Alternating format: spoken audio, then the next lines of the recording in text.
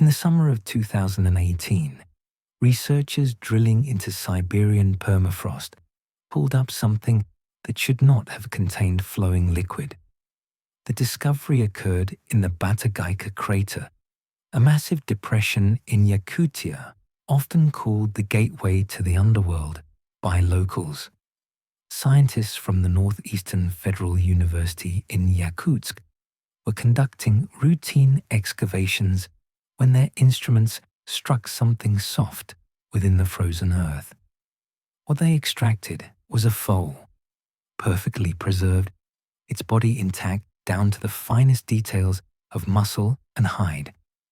The animal was small, likely only a few weeks old when it died. Its coat remained a reddish-brown, darkened slightly by time, but otherwise unmarked by decay. The eyes, though clouded, were still present in their sockets. The hooves showed no sign of erosion. Every physical feature suggested a level of preservation that went beyond typical mummification. Yet what made the discovery truly unsettling was what happened when the research team began their examination. When scientists led by Dr. Semyon Grigoriev carefully extracted samples from the foal's cardiovascular system, they found liquid blood. Not frozen crystals, not desiccated residue, actual liquid that flowed when drawn through a needle. The blood had remained in a fluid state, despite being entombed in permafrost for an estimated 42,000 years. Radiocarbon dating confirmed the foal belonged to the late Pleistocene, an era when mammoths still roamed and early humans were only beginning to spread across continents. The presence of liquid blood at such an age defied every principle of decomposition and cellular breakdown. Blood, even when frozen immediately after death, undergoes profound changes. Ice crystals form within cells, rupturing membranes and destroying the structural integrity that keeps fluids from separating into their component parts. Over time, even frozen blood should crystallize completely or at minimum break down into sediment-like layers of plasma and cellular debris. The foal's blood showed none of these expected degradation markers. Instead, it behaved as though it had been preserved only days before, moving freely through the syringe and maintaining a consistency that suggested recent life rather than ancient death. Researchers at the university proposed several explanations. Some suggested that unique mineral content in the surrounding permafrost might have acted as a natural antifreeze, preventing ice crystal formation within the foal's veins. Samples of the soil were analyzed for unusual chemical compositions, particularly compounds that could lower the freezing point of biological fluids. Yet the permafrost showed no significant anomalies. The ice was ordinary frozen ground, unremarkable in its makeup and no different from permafrost found across thousands of kilometers of Siberian tundra. Others theorized that the foal might have experienced an exceptionally rapid freeze, so sudden that cellular processes halted before degradation could begin. Flash freezing can preserve tissues in ways that slow freezing cannot, trapping structures in near-living condition. However, the permafrost layer where the foal was found did not show evidence of catastrophic temperature drops. The geological record suggested gradual climate shifts rather than instantaneous freezing events. The theory, while appealing, lacked supporting environmental data. The discovery drew international attention, particularly from scientists interested in cloning extinct species. If DNA within the blood remained viable, it might offer the best genetic material ever recovered from a Pleistocene animal. Attempts were made to sequence the genome and identify potential paths toward de-extinction. Yet even as researchers succeeded In extracting intact DNA strands, questions about the blood's liquid state remained unanswered. Why had it not frozen solid like every other biological sample from similar depths and ages? What conditions allowed it to resist the universal process of cellular breakdown? Further analysis revealed hemoglobin molecules that appeared structurally sound, another impossibility given the time elapsed. Proteins degrade over centuries, their complex folding patterns collapsing into simpler, non-functional forms. The foal's hemoglobin retained shapes consistent with functional blood, as though the animal had died recently rather than during an age when humans had not yet developed agriculture. Each test designed to explain the preservation instead added to the list of things that should not be possible. The foal remains in cold storage at the university, a specimen studied continuously, yet never fully explained. Its blood continues to defy explanation, liquid after millennia, as if time itself froze differently within its veins. Tucked within a wall of ice in northeastern Siberia, 2 cave lion cubs lay as if they had fallen asleep moments ago. The discovery of the first cub came in 2015, found by a mammoth tusk hunter working along the banks of the Uyandina River in Yakutia. The second cub emerged from the same region in 2017, preserved in nearly identical condition. Both animals were small, barely a month or 2 old when they died, and both retained physical features that should have vanished tens of thousands of years ago. The cub's fur remained intact, still thick and soft to the touch. Whiskers protruded from their muzzles, delicate structures that normally disintegrate within years, even under optimal preservation conditions. Their claws were present, curved and sharp, showing no signs of brittleness or decay. When researchers from the Russian Academy of Sciences examined the bodies, they found skin that maintained elasticity, muscle tissue that retained color, and internal organs that could still be distinguished from one another. The level of preservation exceeded anything previously documented in Pleistocene fauna.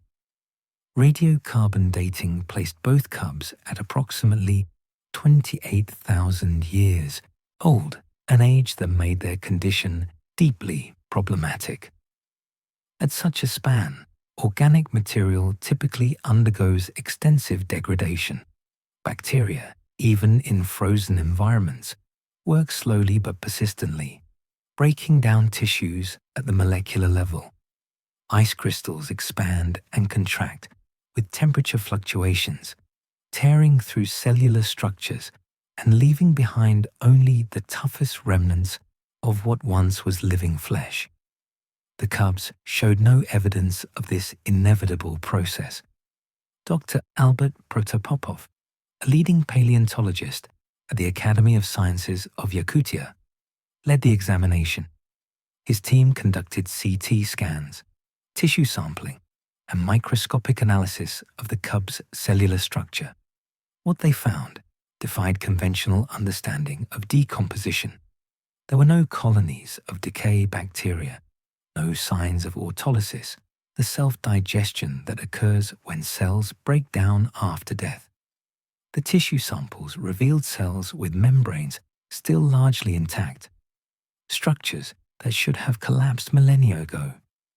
Even the cub's baby teeth remained firmly rooted in their jaws, enamel pristine and unmarked. Scientists proposed that the cubs might have died in winter, during the coldest part of the Pleistocene climate cycle, allowing them to freeze before decay could begin. Immediate freezing can halt bacterial activity and preserve tissues in ways that delayed freezing cannot. However, even animals known to have frozen quickly, such as mammoths, found in similar permafrost, show far more deterioration. Their skin cracks, their hair becomes brittle, and their internal organs typically merge into indistinct masses. The cave lion cubs looked as though they had died weeks ago, not epochs. Another theory suggested that the specific chemistry of the permafrost might have created conditions hostile to all microbial life. Soil samples from the discovery sites were analyzed for pH levels, mineral content, and the presence of antimicrobial compounds. The permafrost was ordinary. It contained the same mix of frozen soil, ice, and organic matter found throughout Siberia. Nothing in its composition explained the complete absence of decay. Researchers also considered whether the cubs might have been rapidly buried, sealed away from oxygen before decomposition could establish itself. Anaerobic conditions can slow decay significantly, preserving tissues that would otherwise vanish. Still, 28,000 years represents a timescale where even oxygen-deprived environments should show degradation. Other animals found in similar burial conditions from the same era display varying degrees of decomposition. The cub's preservation stood alone, an anomaly without parallel. When tissue samples were placed under electron microscopes, the images revealed cellular details that should not survive across such vast time. Mitochondria, the energy-producing structures within cells, were still visible. Collagen fibers in the muscle tissue maintained their organized structure. Blood vessels could be traced through the cub's limbs, their walls distinguishable and unruptured. Each microscopic examination added another layer of impossibility to an already inexplicable discovery. The cubs were put on display briefly at the Yakutsk Museum, where visitors remarked on how lifelike they appeared behind the glass. Their eyes, though clouded, seemed to hold depth.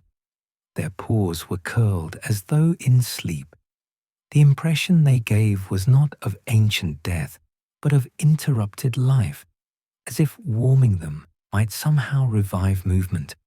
Scientists who handled them reported a persistent unease, a sense that the preservation was not simply remarkable, but fundamentally wrong in ways that intuition recognized even when analysis could not. The cubs remain preserved in a state that seems to mock the passage of time itself, their cells frozen in ways science has yet to understand. In 2012, scientists achieved what seemed impossible. They brought extinct Ice Age plants back to life. The seeds responsible for this resurrection had been discovered years earlier, buried deep in Siberian permafrost near the Kolyma River. A team of Russian researchers led by David Gilichinsky at the Russian Academy of Sciences, had been excavating an ancient squirrel burrow, a cache of food stored by an animal that died before humans built their first cities. Among the nuts and plant material frozen in the burrow, they found seeds from Silenis stenophila, a flowering plant that had not grown on Earth for tens of thousands of years. The seeds were small, dark, and unremarkable in appearance. When dated, they proved to be approximately 32,000 years old, placing them firmly in the Pleistocene epoch. At that age, they should have been long dead. Seeds are living tissues, carrying embryonic plants within protective coatings. Even under ideal conditions, most seeds lose viability within decades or centuries. The cellular machinery required for germination degrades over time. DNA fragments, proteins denature. The spark of potential life fades into chemical dormancy and then into permanent death. Modern seed banks, facilities designed to preserve plant diversity for future generations, store seeds at sub-zero temperatures and low humidity to extend their lifespan. Under these carefully controlled conditions, some species remain viable for a few hundred years. Exceptional cases might reach 1,000. Yet even with human intervention and technological optimization, no seed bank in the world claims preservation beyond a few millennia. The Silenis stenophila seeds had survived 30 times longer than the most optimistic projections for engineered preservation. The research team began attempts at germination in 2007, using fragments of the ancient seeds. Initial efforts failed. The seeds showed no response to standard germination protocols, no swelling, no root emergence, no signs that life remained within. Scientists adjusted their methods, trying different temperature regimes, chemical treatments, and growth media. Nothing worked. The seeds appeared to be fossils, biological artifacts with no more capacity for growth than a stone. In 2012, the team shifted their approach. Rather than attempting to germinate the seeds directly, they extracted placental tissue, the part of the seed that surrounds and nourishes the embryo. This tissue was placed in culture, exposed to plant hormones and nutrients designed to stimulate cell division.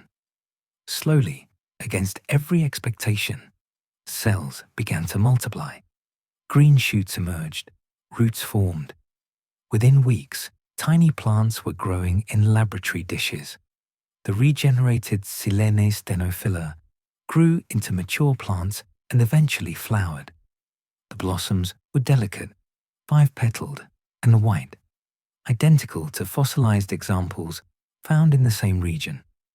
The plants produced their own seeds, completing a reproductive cycle that had been interrupted for 32,000 years.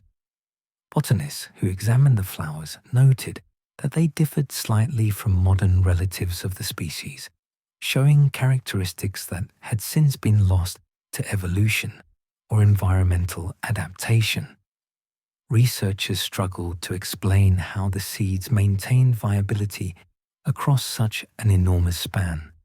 The squirrel burrow had been sealed by permafrost shortly after the animal died, protecting the seeds from temperature fluctuations and oxidation.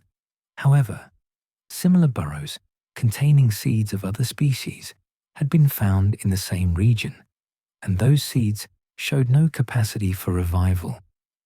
Whatever allowed the Silenis stenophila seeds to survive was not simply a matter of being frozen quickly or stored in optimal conditions. DNA analysis revealed damage as expected, but also intact sequences sufficient for the plant to rebuild itself. Some mechanism had protected critical genetic information while allowing less essential portions to degrade. Botanists could not identify what differentiated these seeds from others. The cellular structures showed no unusual features. The chemical composition was unremarkable. Every test returned results that said the seeds should not have grown. The flowers continued to bloom in laboratories, living proof that ice can preserve potential across epochs in ways that remain unexplained. Deep within Antarctic ice, at depths where pressure crushes and darkness is absolute, scientists discovered something alive. The find occurred during drilling operations at Vostok Station, one of the most isolated research facilities on Earth. Russian and international teams had been extracting ice cores from the East Antarctic ice sheet, pulling up cylinders of frozen time that reached back millions of years. The ice at these depths formed before modern humans existed, before the last several ice ages reshaped continents, before mammoths or saber-toothed cats walked the planet. Within that ancient ice, dormant but not dead, bacteria waited. The discovery happened in the late 1990s when researchers analyzing ice cores from depths exceeding 3,500 meters noticed unusual cellular structures preserved in the frozen matrix. At first, the shapes were assumed to be fossils, mineralized remnants of long-extinct microorganisms. Ice that old had been buried for approximately 8 million years, a span so vast that no known organism could survive it in a dormant state.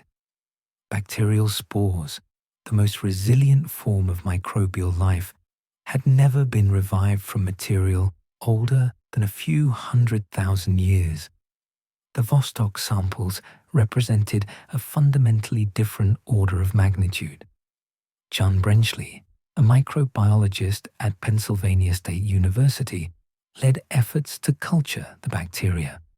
Her team followed stringent contamination protocols, ensuring that any growth came from the ice itself rather than modern microbes introduced during handling. The samples were thawed gradually under sterile conditions and placed in nutrient media designed to encourage bacterial growth. For weeks, nothing happened. The cultures remained clear and lifeless, confirming what biology predicted. Cells cannot remain viable across millions of years. Then, colonies began appearing. Small at first, barely visible dots spreading across the agar. Microscopic examination revealed bacteria dividing and multiplying, cellular processes resuming after an interruption measured not in years or centuries, but in geological epochs. The organisms were not unusual in appearance. They resemble common soil and ice bacteria found in modern polar environments. What made them extraordinary was that they were alive at all. Carbon dating and ice chronology analysis confirmed that the ice containing the bacteria had been sealed away for at least 8 million years. The organisms had been frozen during the Miocene epoch, a period when Earth's climate, geography, and ecosystems bore little resemblance to the present. Since that time, the bacteria had remained entombed in ice, formed from snow that fell when ancestors of modern whales were still learning to navigate ancient oceans. Previous research on bacterial dormancy suggested upper limits far below 8 million years.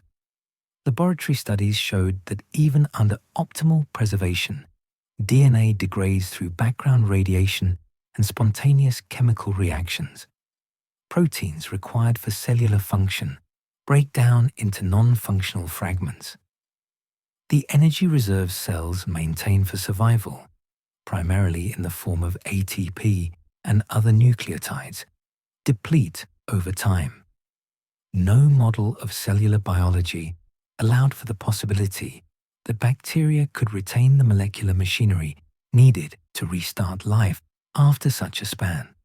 Researchers proposed that the extreme cold and isolation of Antarctic ice might slow degradation processes beyond normal expectations. At temperatures far below freezing and pressures that eliminate liquid water, chemical reactions occur at negligible rates. Radiation damage accumulates more slowly. The bacteria might have entered a state so profoundly dormant that they effectively became suspended between life and death. However, this explanation required cellular repair mechanisms to function after millions of years of inactivity, a feat no experiment has successfully demonstrated. Another theory focused on the possibility that the bacteria remained in a state of ultra-slow metabolism, maintaining minimal cellular activity even while frozen. If true, the organisms would have been neither dormant nor fully active, but existing in an intermediate condition unknown to microbiology. Measurements of the ice cores revealed no chemical signatures consistent with metabolic activity. The bacteria appeared to have been completely inactive during their entombment. The discovery carried implications for the search for extraterrestrial life. If microorganisms could survive millions of years frozen on Earth, similar preservation might occur on Mars or the icy moons of Jupiter and Saturn. Missions to these worlds often seek signs of ancient life preserved in ice. The Vostok bacteria suggested that such life might not only be preserved, but potentially revivable. The bacteria continued to divide and multiply in laboratory cultures, cells that survive millions of years through mechanisms biology cannot explain. In 1966, scientists drilling through Greenland's ice sheet struck wood where no wood should exist. The discovery occurred during Project Iceworm, a classified Cold War operation disguised as a scientific research initiative. The U.S. Army Corps of Engineers had established Camp Century, a base tunneled deep beneath the ice, ostensibly to study polar conditions. As part of their cover activities, researchers drilled ice cores to analyze climate history. At a depth of nearly 2 miles, approximately 1.4 kilometers below the surface, the drill bit encountered organic material that brought the operation to an unexpected halt. The core samples contained wood fragments, preserved twigs, and intact leaves. Under microscopic examination, cellular structures remained visible, showing details of plant anatomy that should have been crushed or obliterated by the weight of ice above. The vegetation was not fossilized in the traditional sense.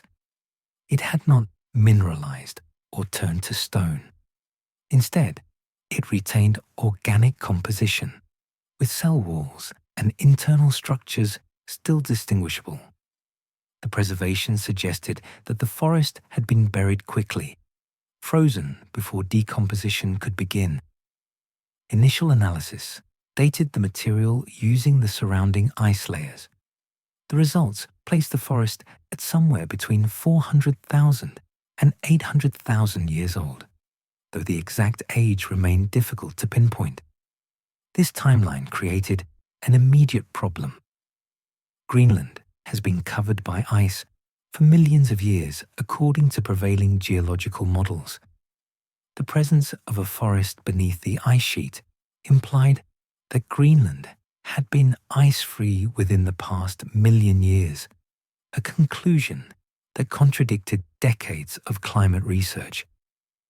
The wood and plant matter were sent to laboratories in the United States for further study.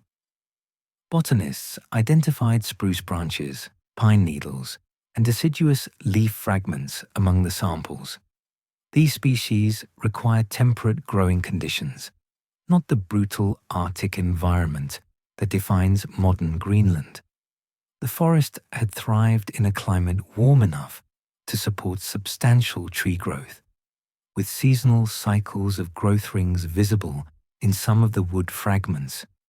Such conditions meant not just the absence of ice, but the presence of soil, rainfall, and temperatures well above freezing for extended periods each year.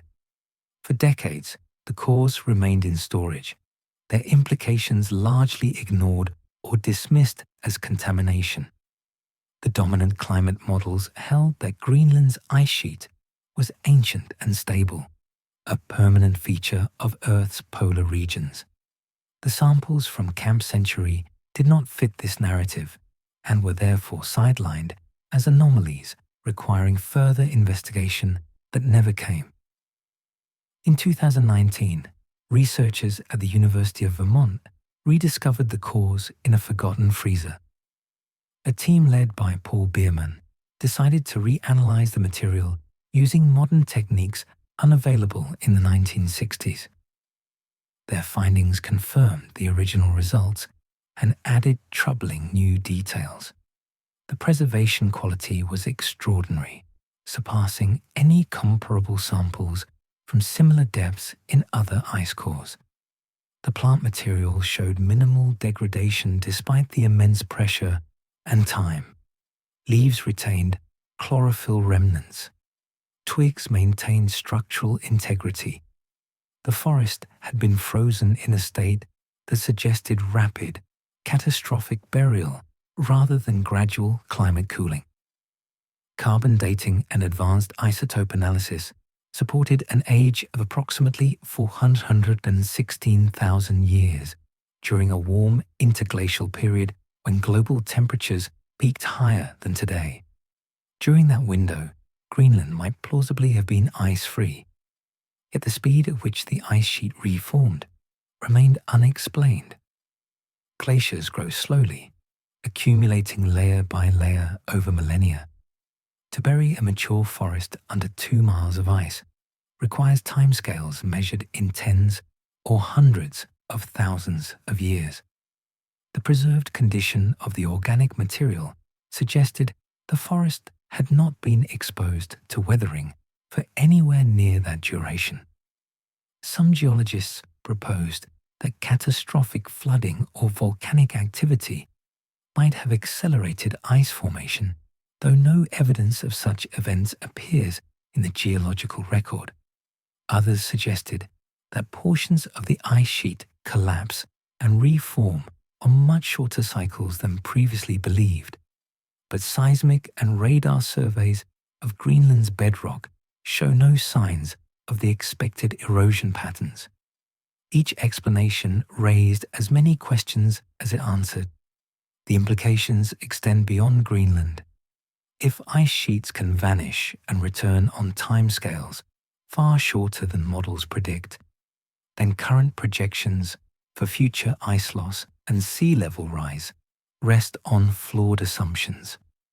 The forest beneath the ice represents a climate shift so rapid and complete that it left mature trees frozen in place, buried under mountains of ice that formed faster than ecosystems could retreat. The forest remains locked in ice, branches and roots suggesting a Greenland that vanished far more quickly than any climate model allows. In 2014, French researchers made a discovery that raised alarm among virologists worldwide. They resurrected a virus from Siberian ice. The find occurred during an expedition to study ancient microorganisms in permafrost samples collected from the Chukotka region of northeastern Russia. Jean-Michel Claverie and his team at Aix-Marseille University had been searching for traces of microbial life preserved in frozen soil. What they extracted was something far more complex and potentially dangerous than dormant bacteria. The virus, later named Pithovirus sibericum, measured approximately 1.5 micrometers in length, making it one of the largest viruses ever discovered. Its size alone placed it in a category of giant viruses whose existence challenges traditional definitions of what viruses are and how they function. Under electron microscopy, the viral particles showed intact protein shells and what appeared to be undamaged genetic material coiled within. The permafrost layer containing the virus dated to roughly 30,000 years ago, placing it in the late Pleistocene alongside mammoths and early human populations spreading across continents. The team faced a crucial decision. Reviving an ancient virus carried risks that extended beyond the laboratory. If the organism proved capable of infecting modern hosts, it could introduce a pathogen against which no immune system had defenses. The researchers chose to proceed under strict biosafety protocols, using amoebas as test subjects rather than animal cells. Amoebas are single-celled organisms common in soil and water, making them ideal for studying viruses without risking human or animal infection. When thawed samples of the virus were introduced to amoeba cultures, infection began almost immediately. The virus invaded cells, hijacked their reproductive machinery, and created new viral particles that burst forth to infect neighboring amoebas. The process unfolded exactly as it would with a modern virus, showing no signs that 30,000 years of dormancy had weakened its ability to function.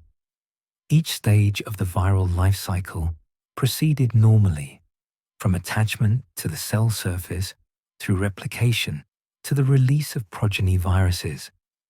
The successful revival sparked debate among virologists and epidemiologists.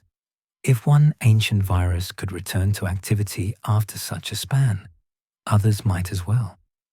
Climate change continues to thaw vast regions of permafrost across Siberia, Alaska, and northern Canada. As the frozen ground melts, it releases not just carbon and methane, but also whatever biological material has been preserved within. The possibility that pathogenic viruses unknown to modern medicine might emerge from thawing ice became a topic of serious scientific concern.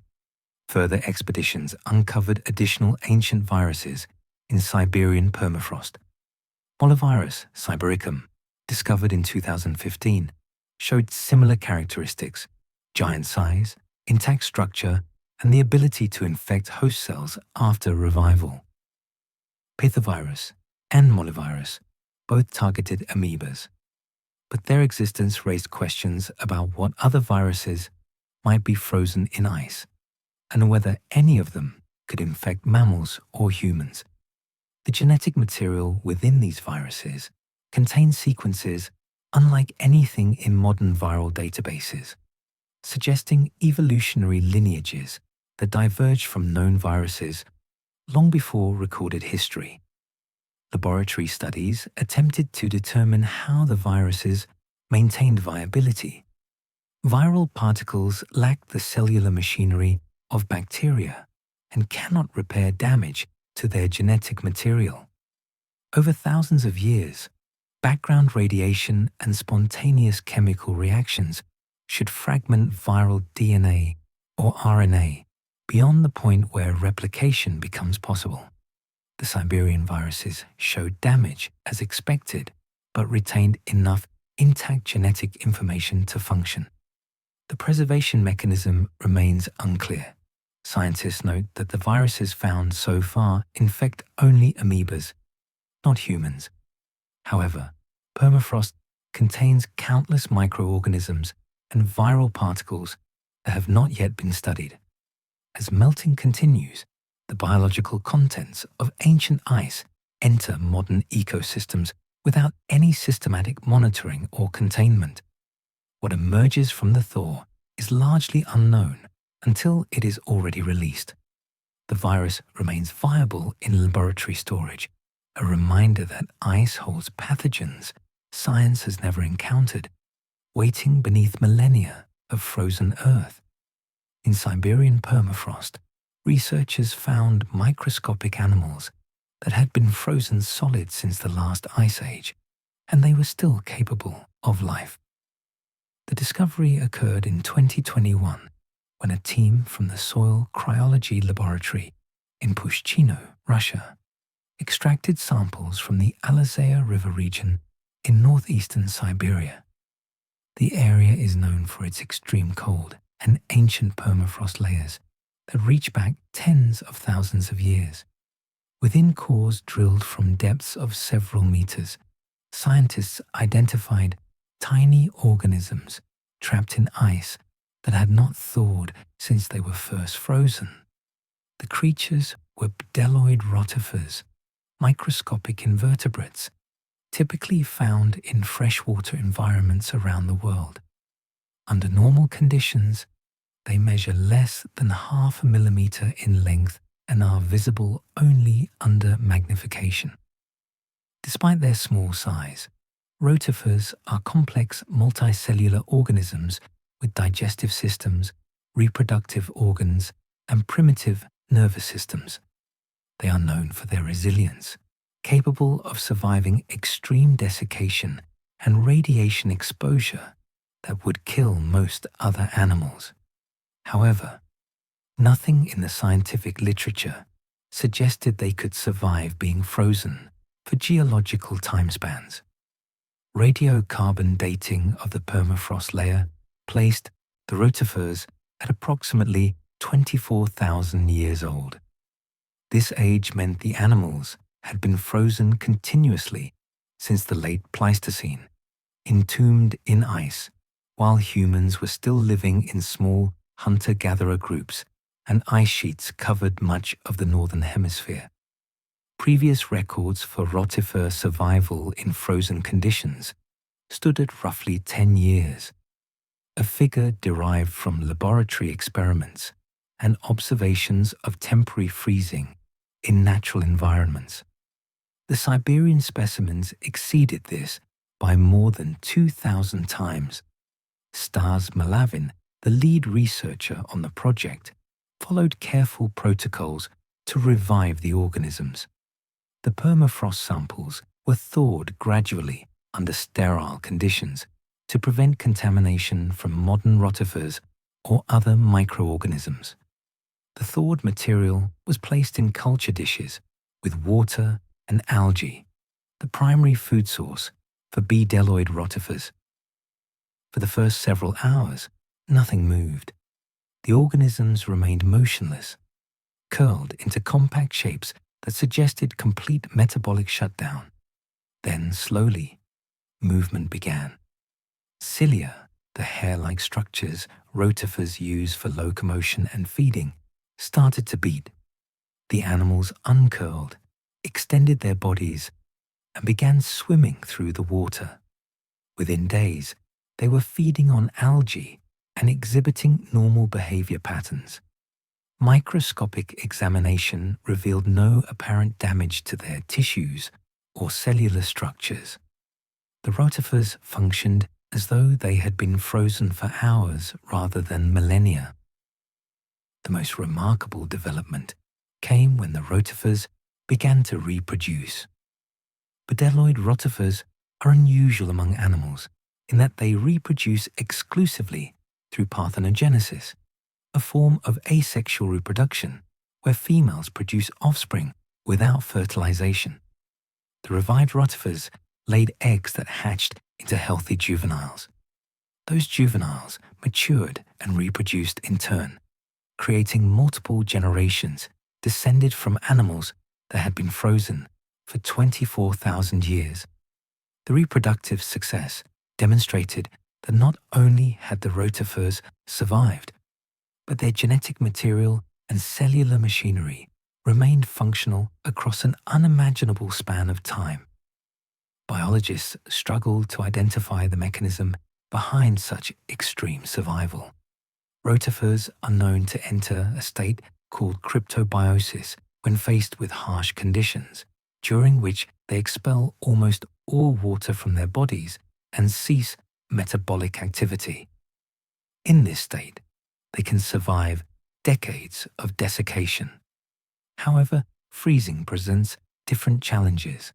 Ice crystals form within and between cells, rupturing membranes and destroying the delicate structures required for life. The Siberian rotifers showed no signs of such damage.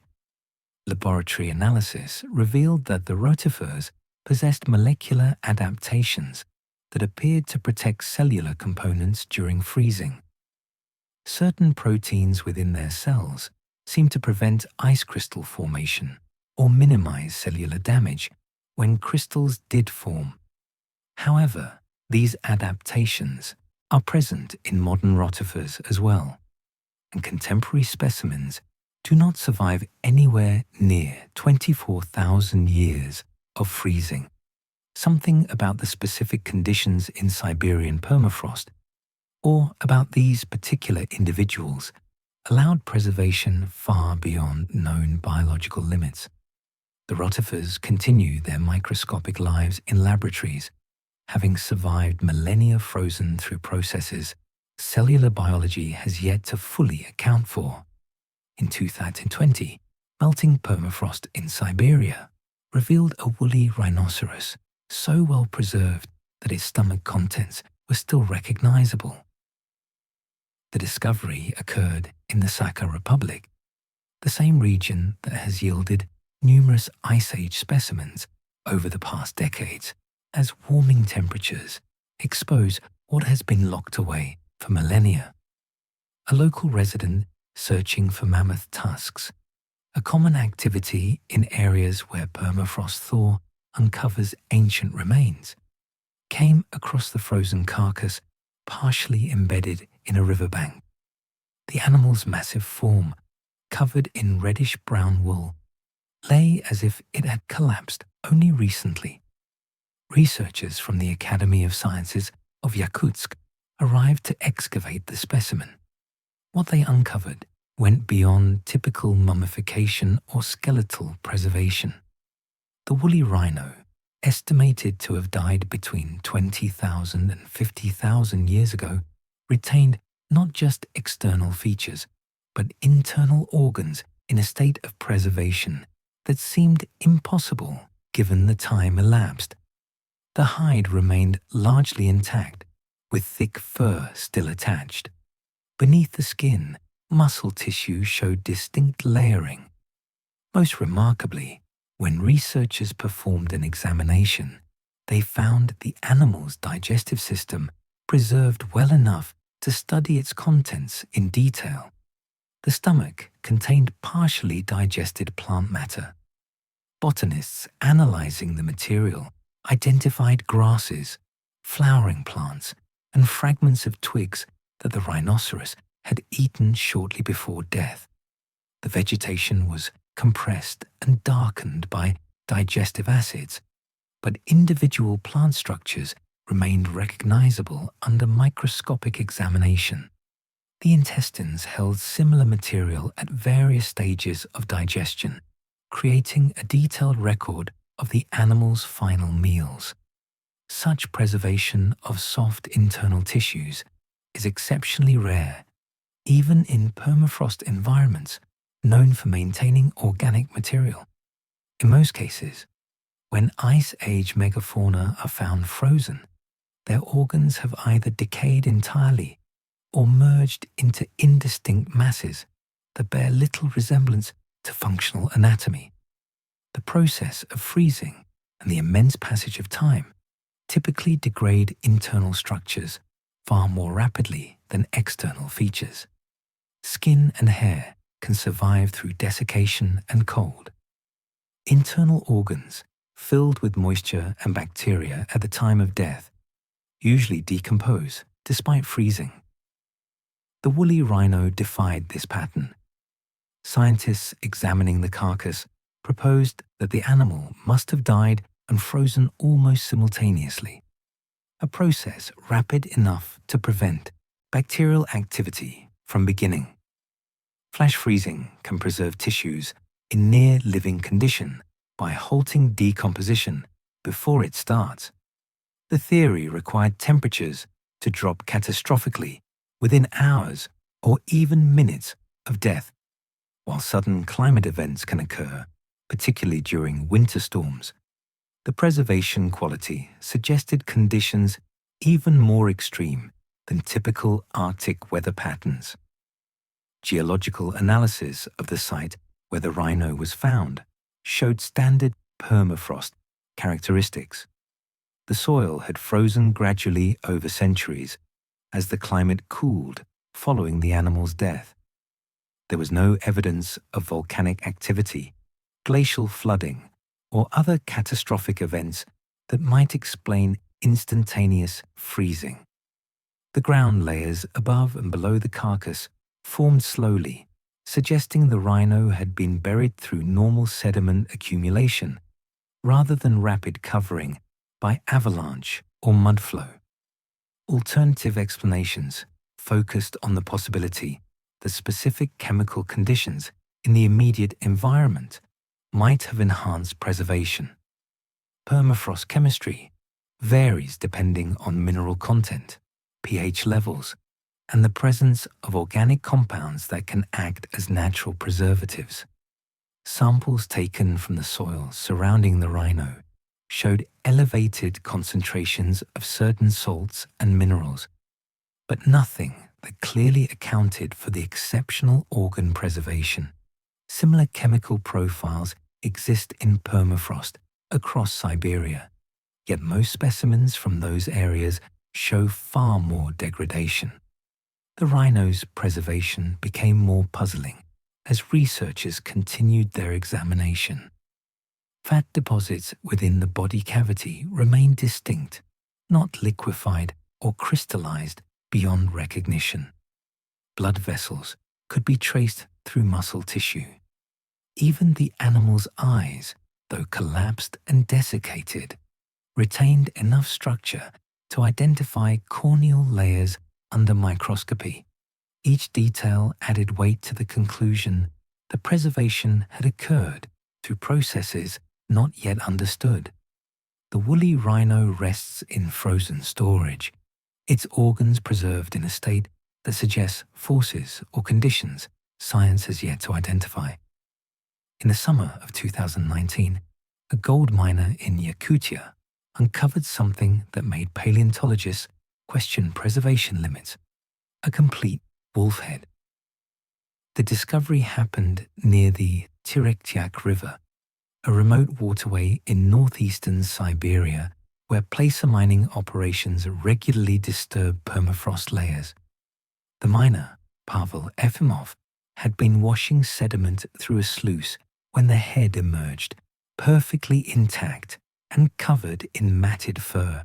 Its size was immediately striking, far larger than any modern wolf skull, with a massive jaw and teeth that suggested an animal built for bringing down megafauna. The head was severed cleanly from the body, likely by natural erosion or the mining equipment itself, yet showed no signs of decomposition. Fur covered the entire surface, from the top of the skull down to where the neck had been, separated. The pelt was thick and grey, darkened by time, but still soft enough to move when touched. Facial features remained in place. The eyes were gone, leaving empty sockets, but the eyelids had preserved as thin folds of tissue.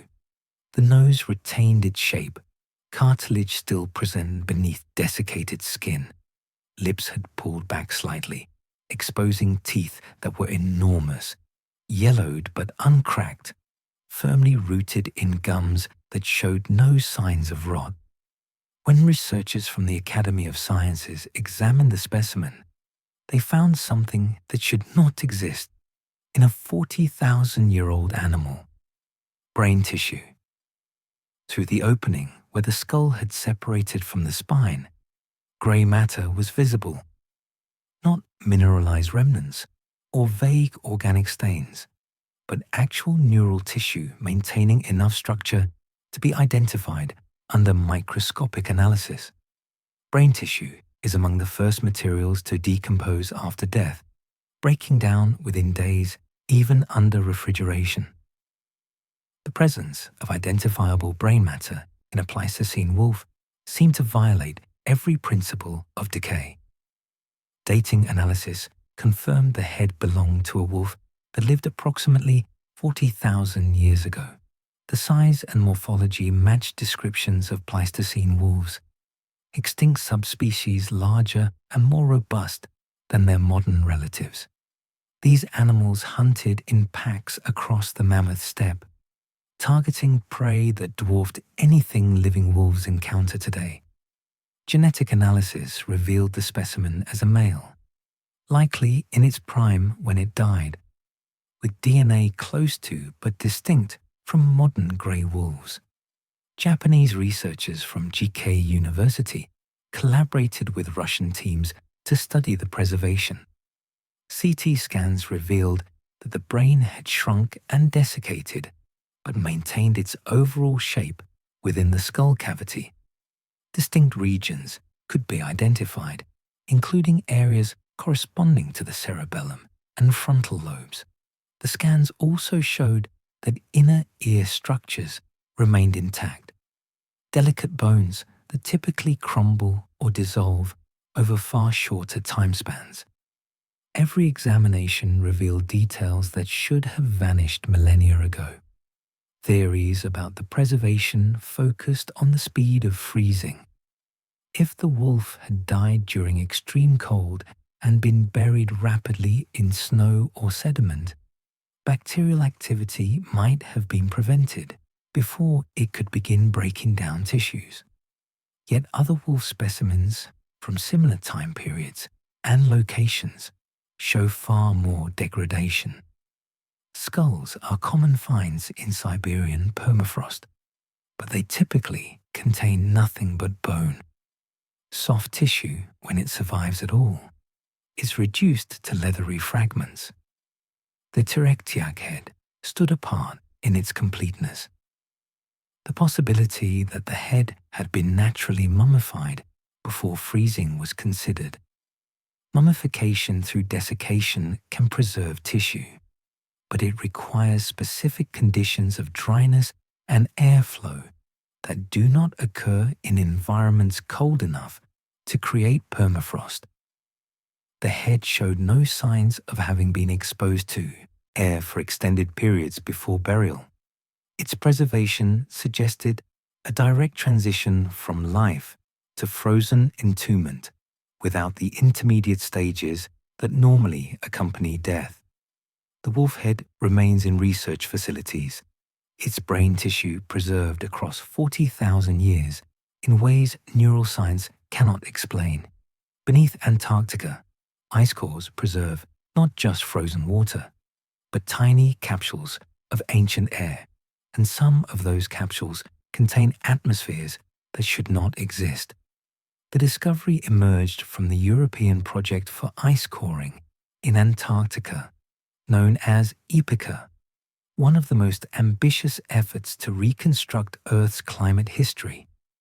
Teams from multiple nations worked for years drilling through the East Antarctic ice sheet at a location called Dome Sea, extracting cylinders of ice that reached back through time in unbroken sequence. The deepest cores, pulled from more than 3 kilometers below the surface, contained ice formed approximately 800,000 years ago. As snow falls and compresses into ice, tiny air bubbles become trapped within the frozen matrix. These bubbles seal away samples of the atmosphere from the moment the ice formed, creating a fossil record of past air composition. Scientists can extract these bubbles, analyze their contents, and determine the concentrations of oxygen, carbon dioxide, methane, and other gases present hundreds of thousands of years ago. The technique has revolutionized understanding of ancient climates, revealing patterns of warming and cooling that predate human civilization by vast margins.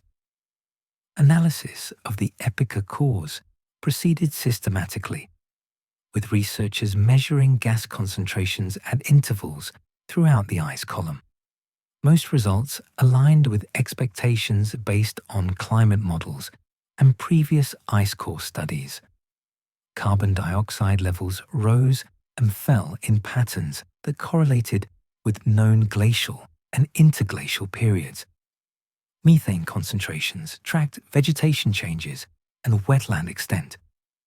The atmospheric record told a coherent story of Earth's climate cycling through predictable phases driven by orbital variations and feedback mechanisms. Then anomalies appeared. At certain depths, air bubbles contained gas ratios that did not match any known atmospheric state. Carbon dioxide concentrations spiked to levels far higher than models predicted for those time periods, then dropped again in adjacent layers. Methane showed similar irregularities, with values that suggested tropical wetland extent during periods when ice sheets should have covered much of the planet. The measurements were repeated, instruments were recalibrated, and samples were sent to independent laboratories for verification. The anomalous readings persisted. Climate scientists attempted to reconcile the data with existing reconstructions. Perhaps volcanic eruptions had temporarily altered atmospheric chemistry in ways not previously recognized. Massive eruptions can inject enormous quantities of gases into the atmosphere, creating short-term spikes in concentrations. However, volcanic signatures in ice cores leave distinct markers beyond gas concentrations, including ash layers and sulfur deposits. The anomalous sections showed no such markers. The atmosphere had been different, but not in ways that volcanic activity could explain. Another theory proposed that the bubbles might have been contaminated, either during drilling or through cracks in the ice that allowed modern air to seep in. Contamination is a constant concern in ice core research, and strict protocols exist to prevent it. The EPICA team had followed those protocols rigorously. Moreover, contamination would create patterns where modern atmospheric composition mixed with ancient air. The anomalous bubbles showed compositions unlike either ancient or modern atmospheres, suggesting they represented genuine samples from the past rather than corrupted ones. Some researchers suggested that Earth's climate system might be capable of states not captured in current models. If positive feedback loops could drive atmospheric gas concentrations beyond predicted ranges, then the anomalous readings might represent brief excursions into extreme conditions. Models were adjusted to allow for such possibilities, but the adjustments required assumptions about feedback mechanisms that have never been observed or verified. The explanations became increasingly speculative, built on processes that might exist but for which no evidence could be found beyond the anomalous ice core data itself.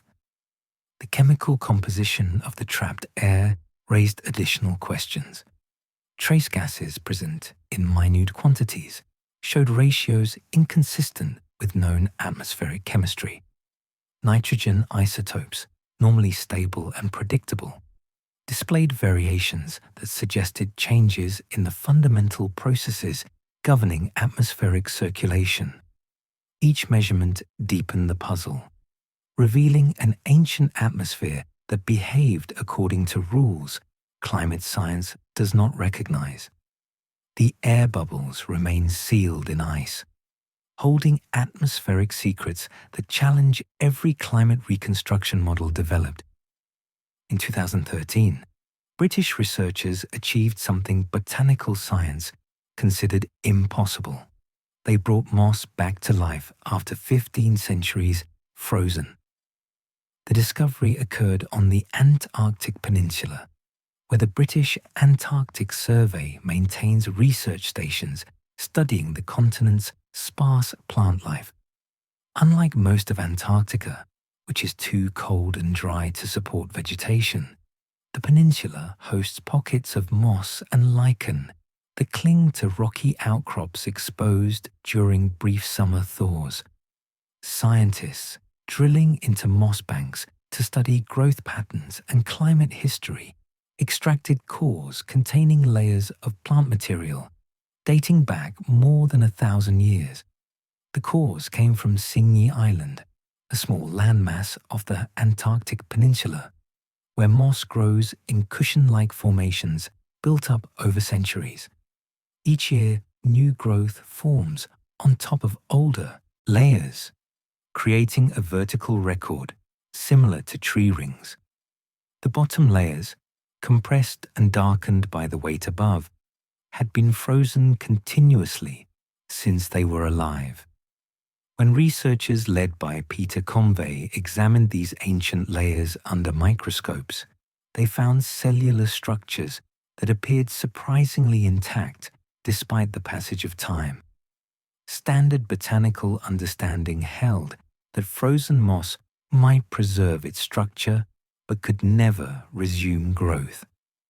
Plants frozen for extended periods suffer irreversible damage as ice crystals rupture cell walls and destroy the organelles required for photosynthesis and cell division. Even seeds, which are specifically adapted for long-term survival, rarely remain viable beyond centuries. Living plant tissue, actively growing before being frozen, should have no capacity to regenerate after such spans. The research team decided to test whether any life remained in the ancient moss. Core samples from layers dated to approximately 1,500 years ago were carefully thawed and placed in growth chambers with controlled light, temperature, and humidity. The moss was given conditions identical to those it would experience during an Antarctic summer, the brief period each year when temperatures rise above freezing and growth becomes possible. For weeks, nothing happened. The brown, desiccated clumps showed no signs of responding to their new environment.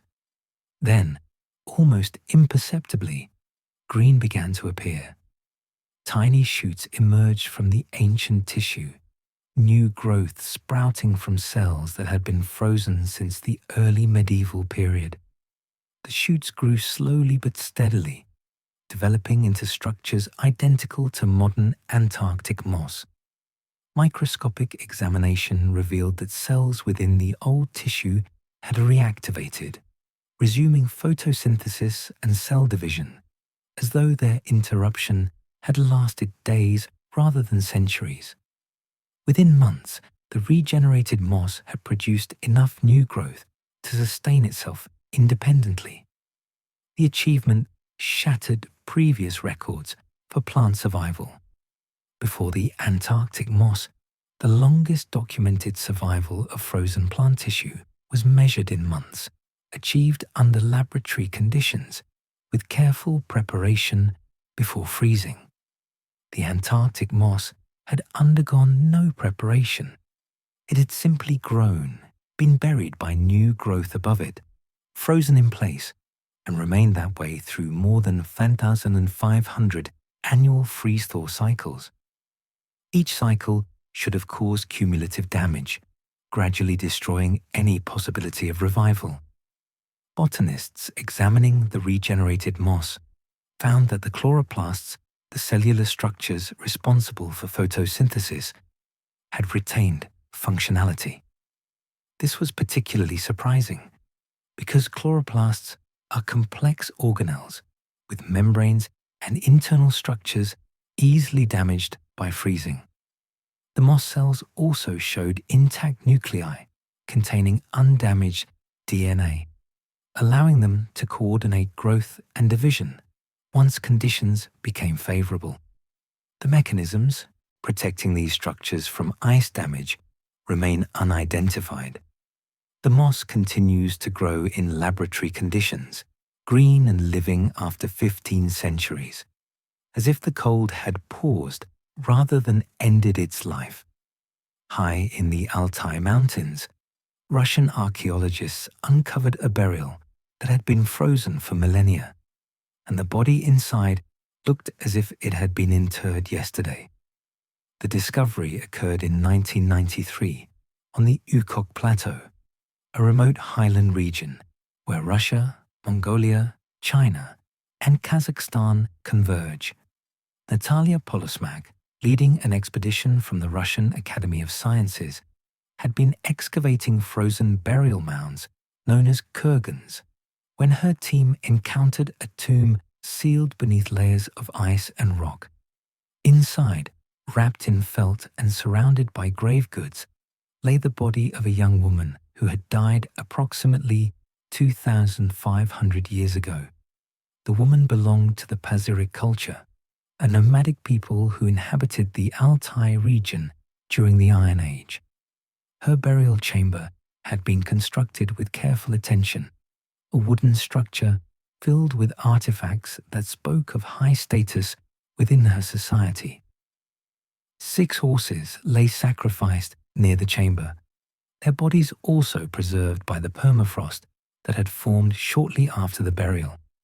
The chamber itself had filled with water that subsequently froze, creating a solid block of ice that entombed everything within it. This ice had protected the burial from decay, but the level of preservation exceeded anything archaeologists expected from frozen environments. The woman's skin remained intact across most of her body, unlike mummified remains that turn leathery and brittle. Her skin maintained a texture closer to living flesh, pale and flexible where it had been protected from air exposure. Most remarkably, elaborate tattoos covered her left shoulder and arm, the design still clearly visible in blue-black ink against preserved skin. The tattoos depicted fantastic animals rendered in the distinctive Scythian art style, creatures with exaggerated features and flowing lines that seemed to writhe across her flesh. On her shoulder, a deer with enormous antlers stretched its neck. Below it, a snow leopard twisted in mid-leap. The detail was extraordinary, individual lines and shadings preserved as if the artist had just set down the needle. Tattoos on ancient remains are exceptionally rare. Skin normally degrades rapidly after death, taking with it any markings applied during life. Even on deliberately mummified bodies from warm, dry climates, tattoos usually survive only as faint stains or shadows. The Ice Maiden's tattoos appeared fresh, the pigment still sharp beneath transparent skin. Analysis showed that the ink had been applied using techniques consistent with other Pazyryk culture artifacts, created by puncturing skin with bone needles and introducing carbon-based pigment. The ink had not faded, bled, or degraded in ways that 2,500 years should have guaranteed. Her clothing added another layer of impossibility. She wore a silk shirt, felt boots, and a tall headdress decorated with carved wooden figures covered in gold leaf. The silk, a material that degrades readily even under ideal conditions, remained strong enough to identify weave patterns and original color. The felt showed no signs of rot or insect damage. Even the wooden artifacts retained their carved details, surfaces smooth and unmarked by the expansion and contraction that freezing cycles normally cause. Every item in the burial appeared museum quality, as though it had been stored in climate-controlled conditions rather than frozen in permafrost. Forensic examination revealed that the woman had been in her 20s when she died, likely from breast cancer, based on evidence found in her remains. Her hair, originally dark, had been shaved at some point before death, possibly as part of treatment or ritual practice. It had begun growing back, forming a short stubble still visible on her scalp.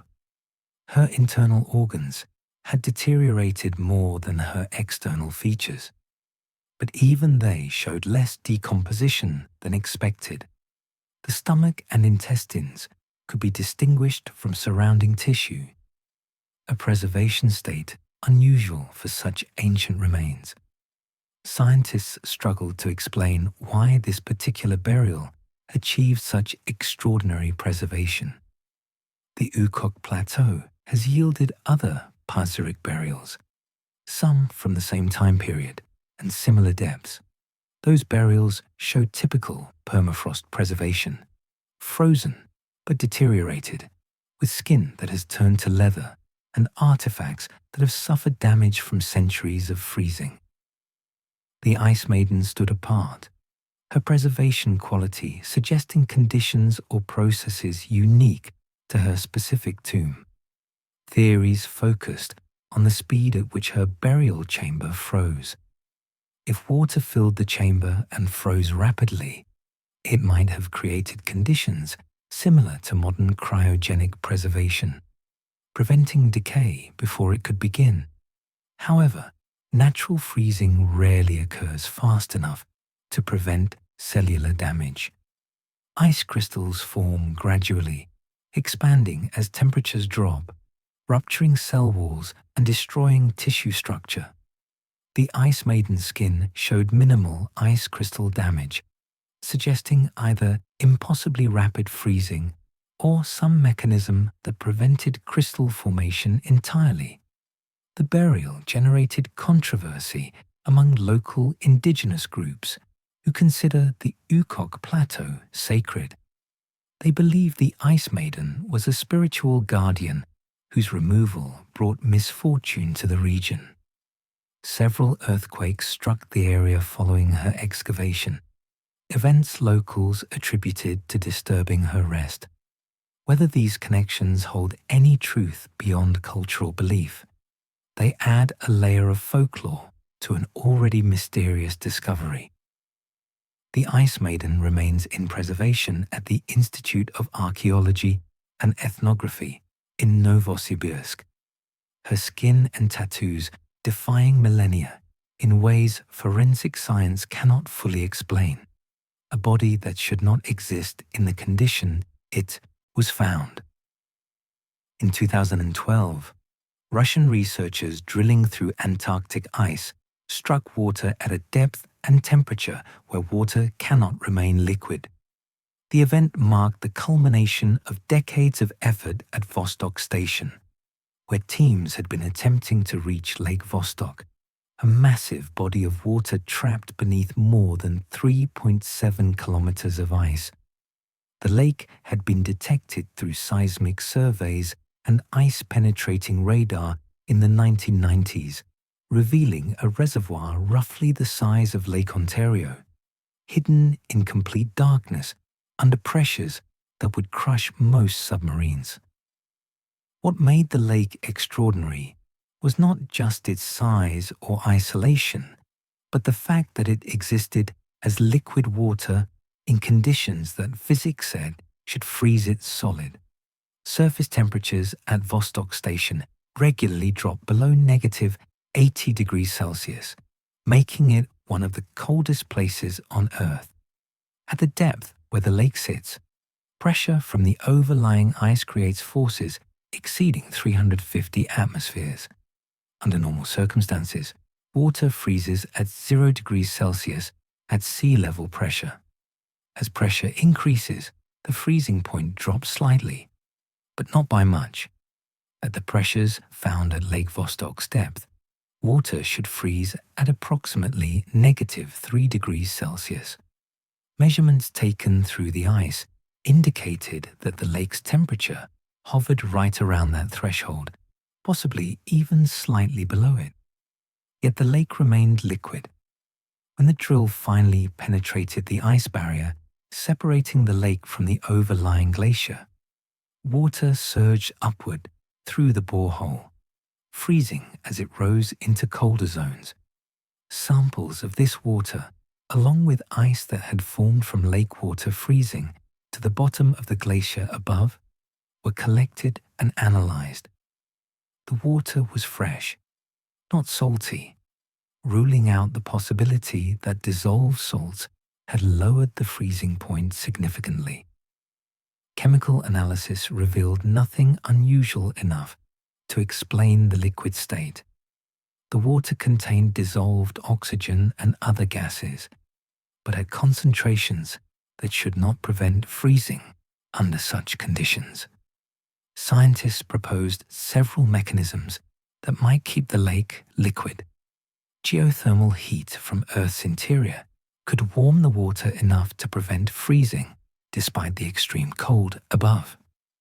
The region does show some geothermal activity, and heat flow measurements suggest that the base of the ice sheet receives warmth from below.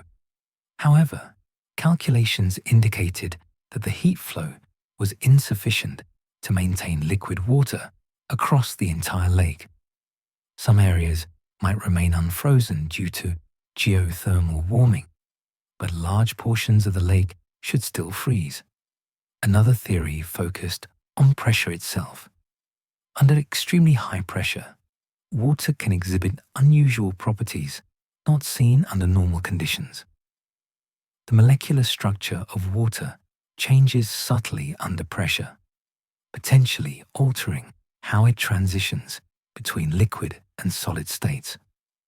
Some researchers suggested that Lake Vostok might exist in a state between liquid and solid, a supercooled or semi-frozen condition that current physics does not fully characterize.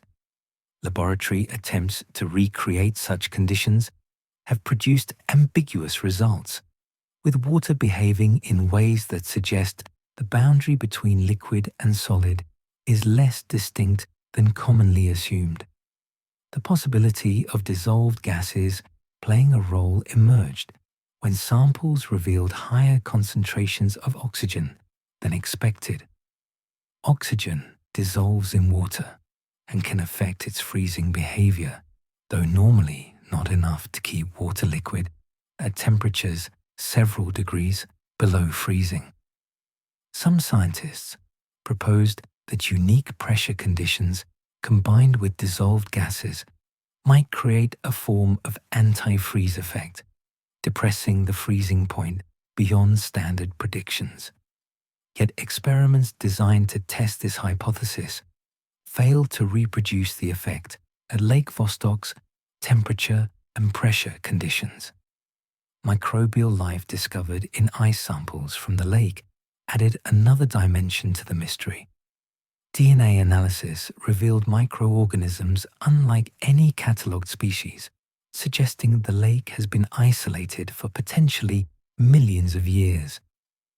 How these organisms survive in perpetual darkness without photosynthesis remains unclear. Their presence hints at chemical or thermal energy sources within the lake that are not fully understood. Whether these same energy sources contribute to keeping the water liquid is unknown. Lake Vostok continues to flow beneath kilometers of ice, liquid in conditions that should freeze it solid, maintained by forces science has yet to identify. In 2018, Russian scientists made an announcement that seemed impossible. They had revived animals that had been frozen since Neanderthals walked the earth. The discovery came from permafrost samples collected in the Kolyma River lowlands of northeastern Siberia, a region known for exceptionally old and well-preserved organic material. Researchers at the Institute of Physico-Chemical and Biological Problems in Soil Science had been studying ancient microorganisms when they encountered something unexpected within their samples. Microscopic worms, nematodes, barely visible without magnification, lay coiled within the frozen soil. When dated, the permafrost layer yielded an age of approximately 46,000 years. Nematodes are among Earth's most abundant and resilient creatures. They inhabit nearly every environment, from ocean trenches to mountain peaks, from tropical soils to Antarctic valleys. Their simplicity contributes to their success. Most species measure less than a millimeter in length, consisting of only a few hundred to 1,000 cells arranged into digestive, reproductive, and nervous systems. Despite this simplicity, they are true multicellular animals, far more complex than bacteria or single-celled organisms. Their ability to survive harsh conditions is well documented, with some species capable of entering dormant states during drought or cold. However, nothing in the scientific literature suggested they could survive tens of thousands of years frozen. The previous record for animal survival in frozen conditions stood at roughly 10 years, achieved in laboratory settings with carefully controlled freezing protocols. Reports of longer survival existed, but remained unverified. The Siberian nematodes exceeded known limits by more than 4,000 times, representing a leap in survival capacity that biology had no framework to explain. The researchers faced the challenge of determining whether the organisms were truly viable or simply well-preserved corpses. The permafrost samples were thawed gradually under sterile conditions to prevent contamination. The melted material was placed in petri dishes with nutrients and observed under microscopes. For hours, the nematodes remained motionless, their bodies curled into tight spirals. Then movement began, subtle at first, as cilia and muscles responded to the warmer environment. The worms uncurled slowly, extending their bodies and beginning to explore their surroundings. Within days, they were feeding on bacteria provided as food, exhibiting normal behavior patterns identical to modern nematodes. Two distinct species were identified among the revived specimens. Both belonged to genera known from contemporary Siberian soils, suggesting that their descendants still inhabit the region. Genetic analysis confirmed that these ancient individuals were closely related to but distinct from modern populations, separated by 46,000 years of evolutionary change. The fact that they could still perform all life functions after such a span suggested that their cellular machinery had remained intact despite the millennia frozen. Biologists examining the nematodes found no obvious adaptations that would explain their survival. Their cellular structure appeared typical for nematodes, with no unusual features visible under electron microscopy. The worms possessed standard membranes, organelles, and genetic material arranged in patterns consistent with modern species. Whatever allowed them to survive freezing for so long was not immediately apparent from their anatomy or biochemistry. The discovery carried implications for cryopreservation research. Modern efforts to freeze tissues and organs for medical purposes struggle with ice crystal formation, which damages cells and prevents successful revival. The nematodes had survived without any artificial cryoprotectants or controlled freezing protocols, simply enduring natural permafrost conditions that should have destroyed them. If their survival mechanisms could be identified and replicated, it might revolutionize preservation technology for medicine and biological research. Researchers attempted to identify protective compounds within the worms' bodies. Analysis revealed certain proteins and sugars at elevated concentrations, molecules known to have cryoprotective properties in other organisms. However, these compounds are present in many nematode species that cannot survive even months of freezing, let alone millennia. The concentrations observed did not seem high enough to account for such extreme survival, leaving the mechanism unexplained. The nematodes continued to move and feed in laboratory conditions, alive after 46,000 years frozen in ways cellular biology cannot explain. When glaciologists drill into ice sheets, they expect to find layers that tell a clear story of time, yet some cores reveal timelines that make no sense. The discrepancies emerged during the Greenland Ice Core project, known as GRIP, and its companion effort, the Greenland Ice Sheet Project 2, or GISP2. Both projects drilled through the Greenland ice sheet in the early 1990s, extracting cores that reached bedrock more than 3 kilometers below the surface. The cores were meant to provide a continuous climate record stretching back over 100,000 years, with each annual layer of snowfall preserved as a distinct band in the ice. Researchers could count these layers like tree rings, building a chronology of Greenland's climate history. The counting began systematically. Teams from multiple institutions examined the cores, identifying annual layers through changes in ice crystal size, dust content, and isotopic composition. Each summer-winter cycle left a signature that could be distinguished from the layers above and below it. The process was tedious but straightforward, and for the upper portions of the cores, the chronology made sense. Layers matched expected patterns, with ages that aligned with known historical events and volcanic eruptions whose ash had been preserved in the ice. Then contradictions appeared in the deeper sections. When layer counts reached certain depths, they suggested ages far younger than isotopic dating indicated. Oxygen isotope ratios, which measure the temperature of the atmosphere when the snow fell, showed patterns consistent with climate periods dating to 70,000 or 80,000 years ago. But the layer count from the surface down to those same depths suggested only 40,000 or 50,000 years had passed. The discrepancy was not subtle. It represented tens of thousands of years of missing time if the layers were accurate, or an impossible rate of ice accumulation if the isotopes were correct. Different research teams analyzed the same core sections independently, hoping to resolve the conflict. Each team confirmed the presence of annual layers at regular intervals, suggesting the ice had formed through normal snowfall accumulation.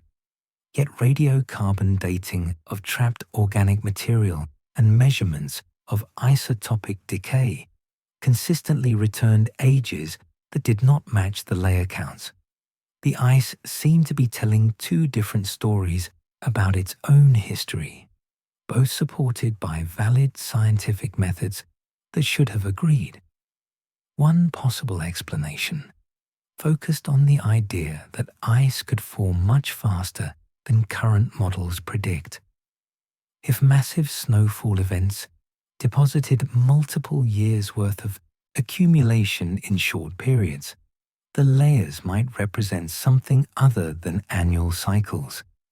This would make the ice younger than isotope dating suggested, with layer counts inflated by rapid deposition events.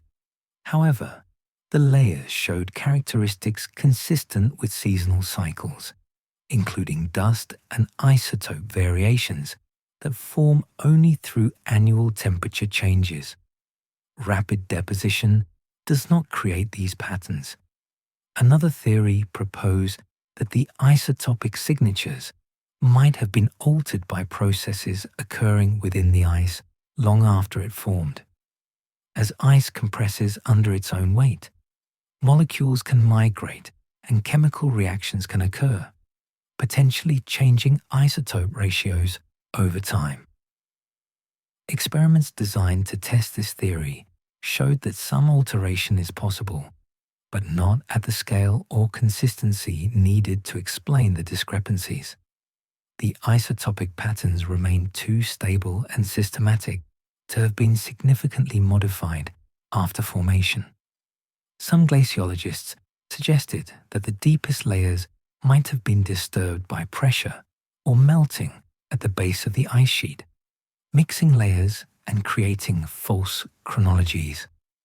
Core samples were examined for signs of deformation or recrystallization that would indicate such disturbances.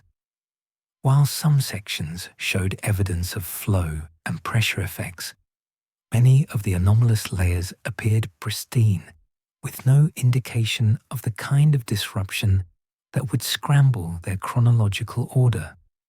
The debate continues among ice core researchers. Conferences dedicated to Greenland ice chronology feature presentations where scientists defend competing interpretations of the same data.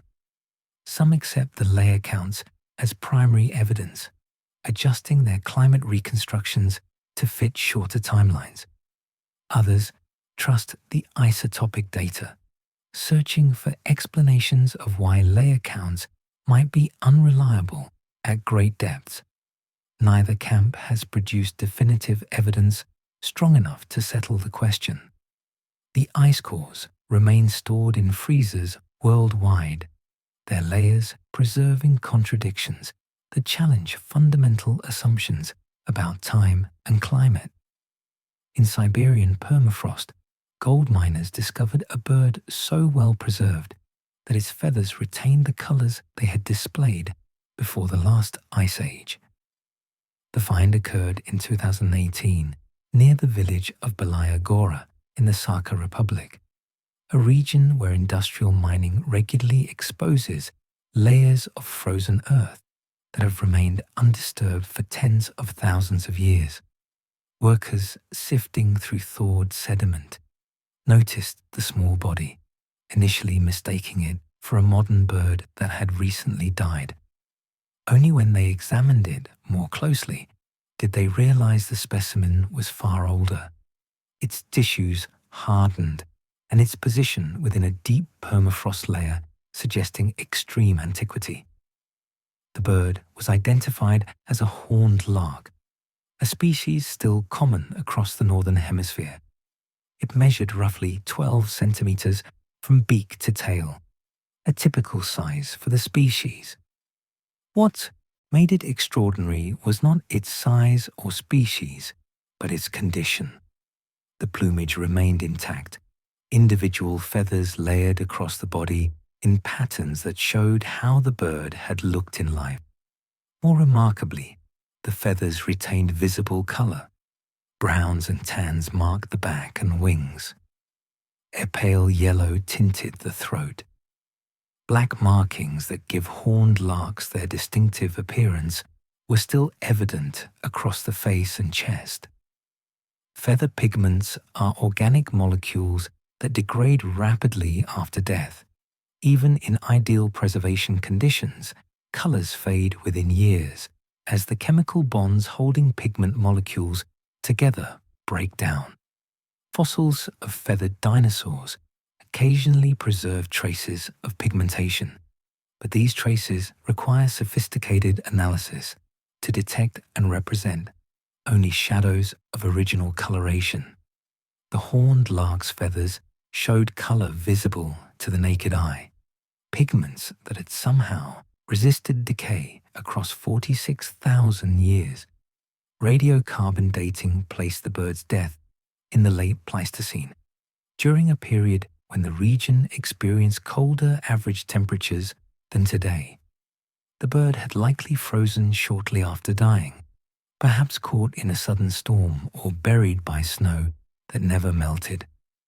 Standard preservation in permafrost can maintain structural details like feather arrangement and body shape, but it does not protect the complex organic compounds responsible for color. Those molecules should have fragmented and oxidized, leaving behind only the physical structure of feathers without their visual appearance. Researchers at the Swedish Museum of Natural History examined samples of the feathers under electron microscopy. The structures responsible for color, both pigment granules and the microscopic arrangements of keratin that create structural colors through light interference, remained intact.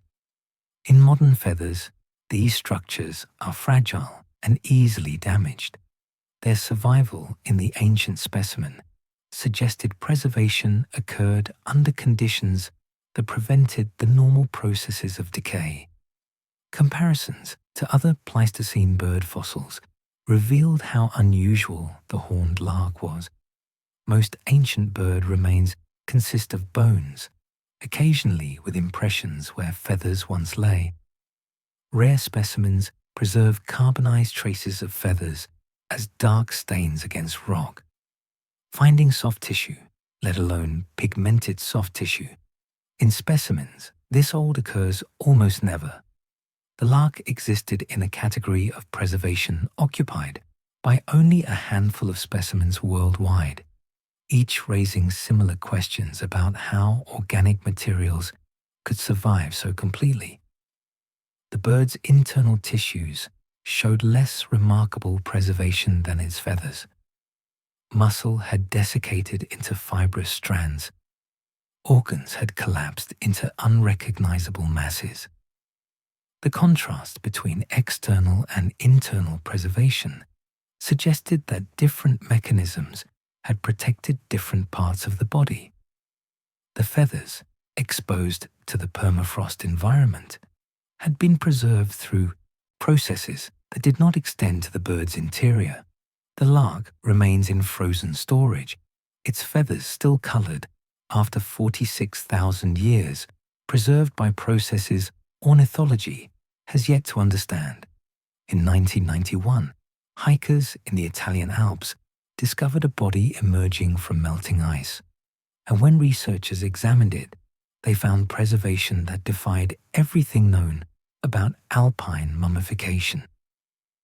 Helmut and Erika Simon, a German couple trekking through the Ötztal Alps near the border between Austria and Italy, noticed what they initially thought was the corpse of an unfortunate mountaineer. The body lay face down, partially embedded in ice at an elevation of 3,210 meters. Only the head, shoulders, and upper back were exposed. The Simons reported their find to authorities, triggering a recovery operation that would eventually involve archaeologists, forensic specialists, and historians from across Europe. Initial attempts to extract the body were crude, carried out by local officials who assumed they were dealing with a recent death. Ice axes and ski poles were used to chip away at the surrounding ice, damaging some of the artifacts scattered near the corpse. It was only when the body reached the Forensic Institute in Innsbruck that researchers realized they were examining something far older than a modern climbing accident. The man had died approximately 5,300 years ago during the Copper Age, making him one of the oldest naturally preserved human bodies ever discovered. The preservation was extraordinary. Ötzi, as the body came to be known after the valley where he was found, retained skin across most of his body. Muscle tissue remained attached to bone. Internal organs, though shrunken and desiccated, could still be identified and analyzed. His last meal sat preserved in his stomach, identifiable under microscopic examination as ibex meat, grain, and traces of wild plants. The meal had been consumed roughly 2 hours before death, allowing researchers to reconstruct not just what he ate, but when he ate it relative to his final moments. What made Ötzi's preservation deeply problematic was the location where he died. The glacier that covered his body was shallow, barely thick enough to protect him from exposure to air and seasonal temperature fluctuations. Most mummies achieve preservation through specific environmental conditions: extreme cold in deep permafrost, complete desiccation in desert climates, or chemical preservation in peat bogs. Ötzi experienced none of these ideal conditions. The alpine environment where he lay should have subjected his body to repeated freeze-thaw cycles, gradual decay, and eventual destruction. Instead, he emerged looking as though he had died decades ago rather than millennia. Forensic analysis revealed details that seemed impossible for a body exposed to alpine conditions for so long. Blood cells were visible under microscopic examination, preserved in vessels and at wound sites. Red blood cells are among the most fragile components of human tissue, degrading within days under normal conditions. Their presence in a 5,300-year-old body suggested preservation processes that halted decay almost immediately after death. The blood cells showed structural features consistent with recent trauma, allowing pathologists to identify wounds and reconstruct the circumstances of Ötzi's death. He had died violently. An arrowhead was embedded in his left shoulder, lodged between the shoulder blade and ribs. The wound had caused massive internal bleeding. Additional injuries, including a deep cut to his hand and evidence of blunt force trauma to the head, suggested a violent encounter shortly before his death. The preservation allowed forensic specialists to examine these injuries in detail comparable to modern crime scene investigations, something that should be impossible with remains so ancient. Ötzi's equipment and clothing added to the mystery. He carried a copper axe, flint dagger, bow, and arrows. His clothing consisted of leather, fur, and woven grass formed into sophisticated cold weather gear.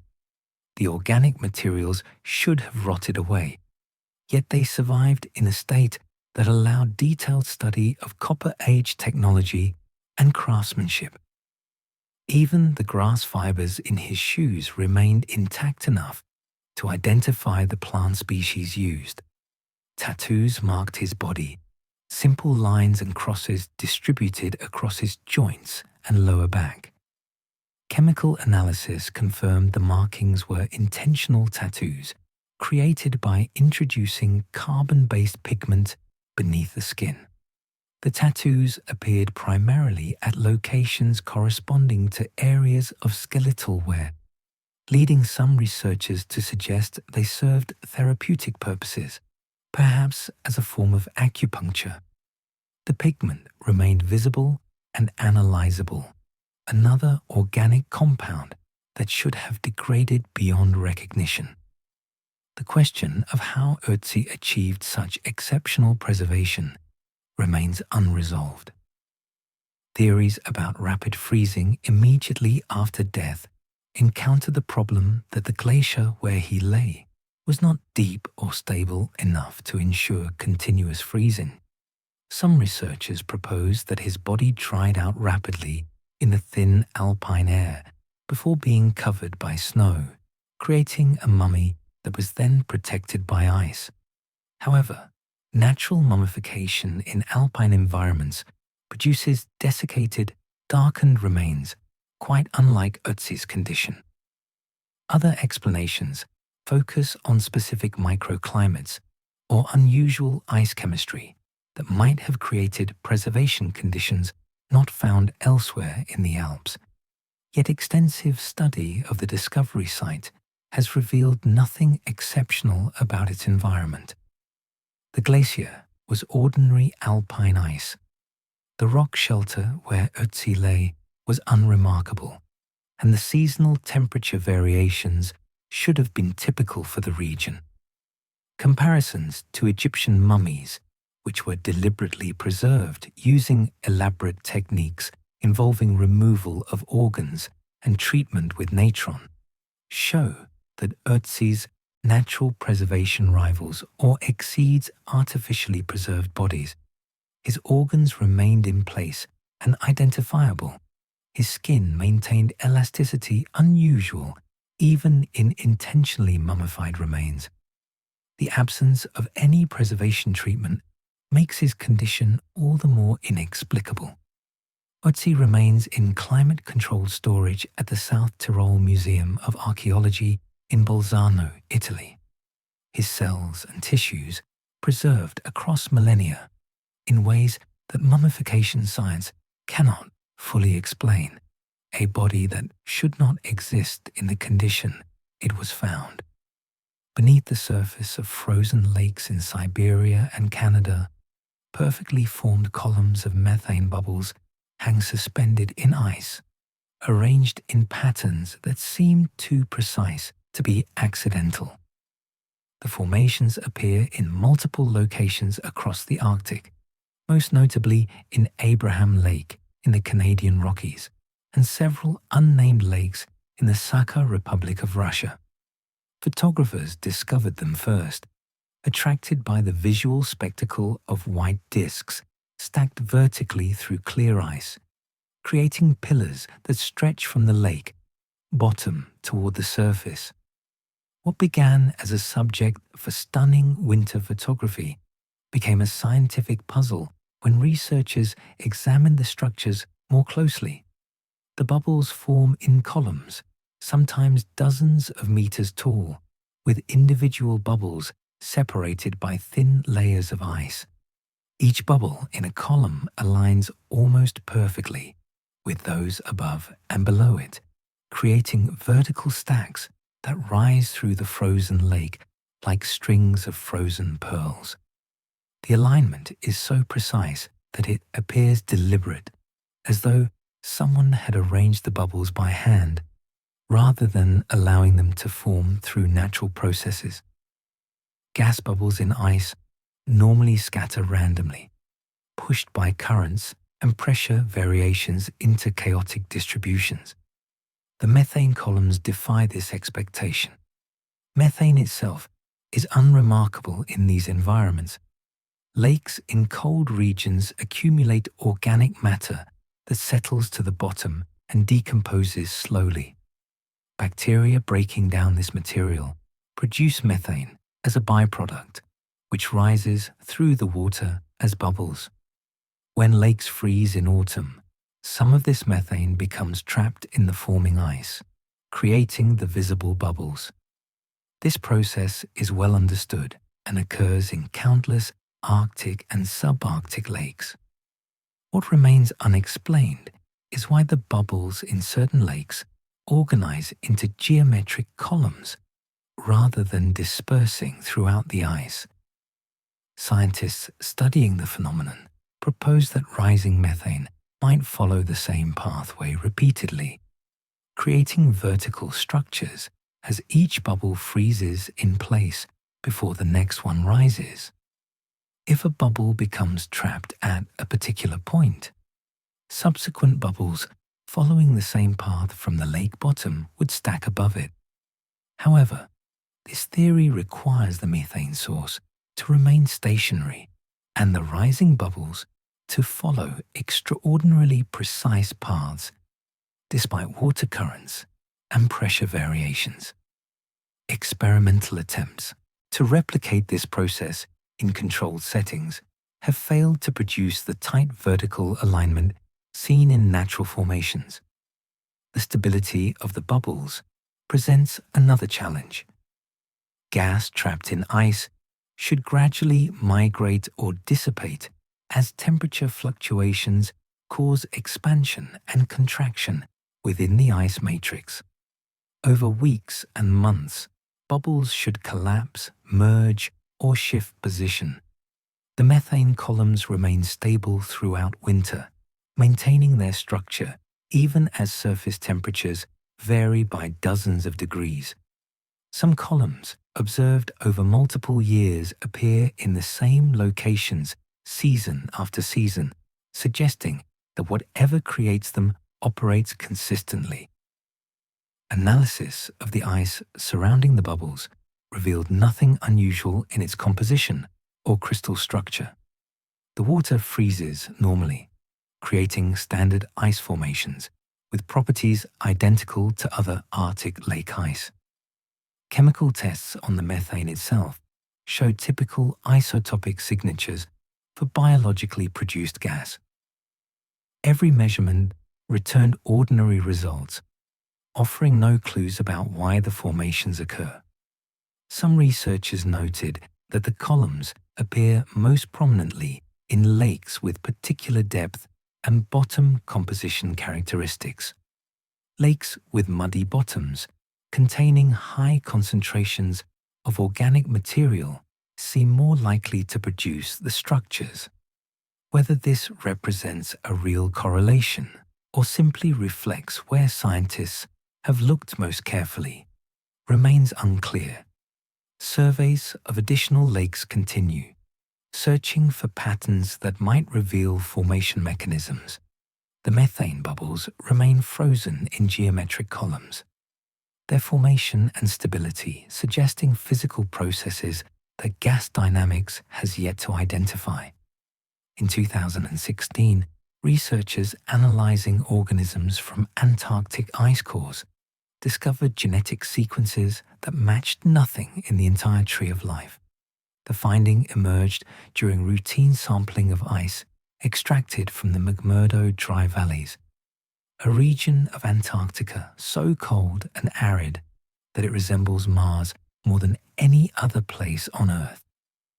teams from multiple institutions had been cataloging microorganisms preserved in ancient ice layers, adding their DNA sequences to databases that contain genetic information from millions of known species. The work was methodical and unremarkable until analysis of one particular sample returned results that made no biological sense. The organism was microscopic, visible only under high magnification. Its cellular structure appeared simple, consisting of basic membranes surrounding genetic material and minimal internal organization. Researchers extracted DNA using standard protocols and sequenced it using technologies that can read genetic code with high accuracy. The sequence data was clear and unambiguous, showing no signs of degradation or contamination that might produce false results. When this sequence was compared against genetic databases containing representatives of all known domains of life, no matches appeared. Life on Earth divides into three fundamental domains: bacteria, archaea, and eukarya. Every organism ever studied fits into one of these categories, based on genetic similarities that trace back to common ancestors billions of years ago. Even the most unusual life forms, organisms living in extreme environments or possessing bizarre metabolisms, show clear genetic relationships to one of these three domains. The Antarctic microorganism showed no such relationships. Its DNA contained genes unlike those in any catalogued species, arranged in patterns that did not match bacterial, archaeal, or eukaryotic genomes. Contamination was the first concern. Laboratories working with DNA face constant risks that modern organisms might infiltrate samples, producing false results. The research team repeated their analysis using fresh ice samples and new equipment. They sequenced the organism's genome multiple times, each analysis returning identical results. Control samples processed alongside the Antarctic ice showed no contamination. The genetic sequences were genuine, representing an organism that existed in the ice rather than a laboratory artifact. The possibility that the organism represented a new branch within one of the known domains was considered. Perhaps it had diverged so long ago that its genetic signature no longer resembled its relatives.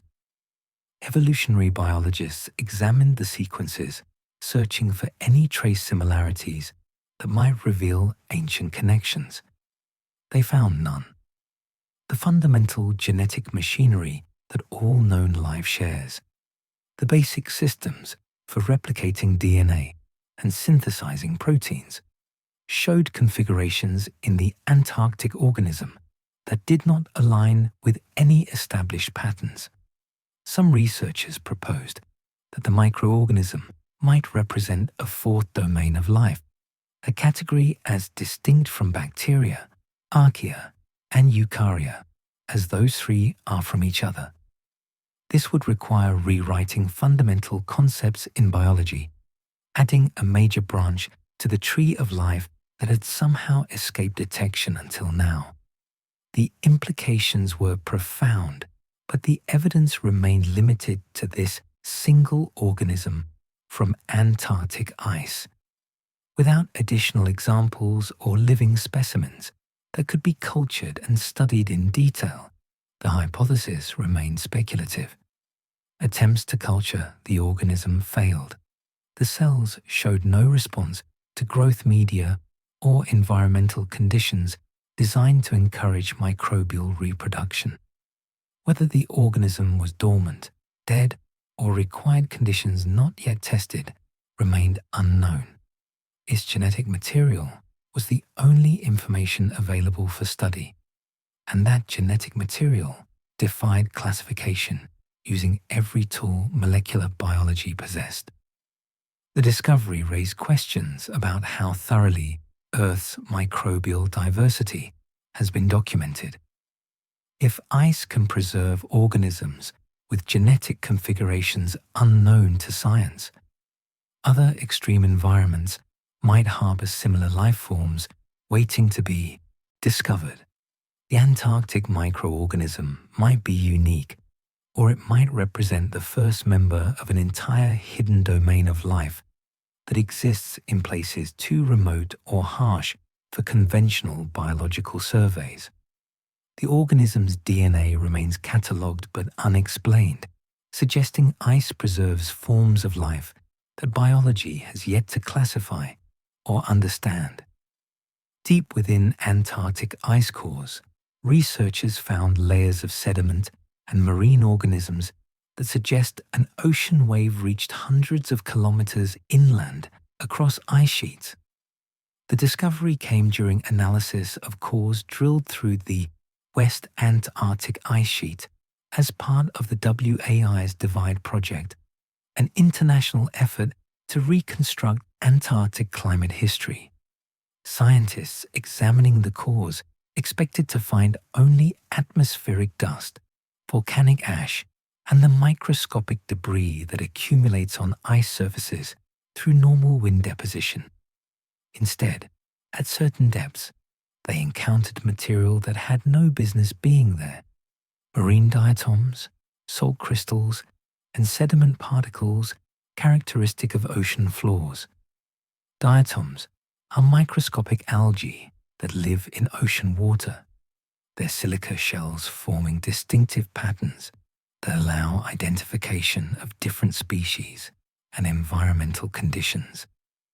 The presence of marine diatoms in ice cores from the interior of Antarctica initially suggested contamination during drilling or handling. Teams re-examined their protocols and re-drilled adjacent locations to verify the findings. The marine material appeared consistently at specific depths, embedded within ice layers rather than coating surfaces where contamination would leave it.